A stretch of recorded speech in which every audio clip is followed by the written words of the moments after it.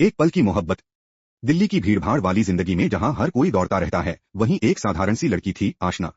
सादगी उसकी पहचान थी। वह एक लाइब्रेरी में काम करती थी और किताबों से उसे बहुत लगाव था। वह मानती थी कि सच्चा प्यार सिर्फ किताबों में ही मिलता है। दूसरी तरफ आरव था, एक युवा फोटोग्राफर जो दुनिया की भीड़ से दूर चेहरों में कहानियां ढूंढता था। एक दिन वह लाइब्रेरी के बाहर कुछ तस्वीरें खींच रहा था, जब उसकी नजर आशना पर पड़ी।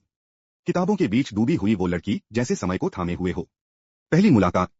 आरव ने कुछ दिन बाद हिम्मत जुटाकर आशना से बात की। पहली बार में ही दोनों के बीच एक अजीब सी अपनापन महसूस हुआ। बातचीत का सिलसिला बढ़ा, किताबों से शुरू हुआ रिश्ता धीरे धीरे चाय, बारिश और कविता तक जा पहुंचा। मोहब्बत की खुशबू। आशना और आरव अक्सर शाम को यमुना किनारे बैठते, जहां आरव उसके लिए नई नई तस्वीरें लाता और आशना उसके लिए पुरानी कविताएं पढ़ती। दोनों को लगा जैसे ये साथ हमेशा रहेगा। लेकिन जिंदगी की तस्वीरें हमेशा वैसी नहीं होती जैसी हम चाहते हैं। एक मोड़। आशना को एक दुर्लभ बीमारी हो गई, दिल की। डॉक्टरों ने कहा कि ऑपरेशन जरूरी है, लेकिन रिस्क बहुत ज्यादा है। जब उसने आरव को ये बताया, उसकी आंखें भर आईं।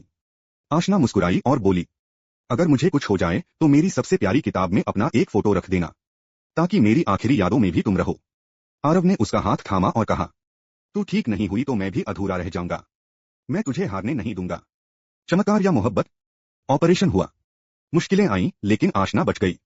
डॉक्टर खुद हैरान थे, लेकिन आरव बोला, ये चमत्कार नहीं था, ये मोहब्बत थी। अंत। जो एक नई शुरुआत बना।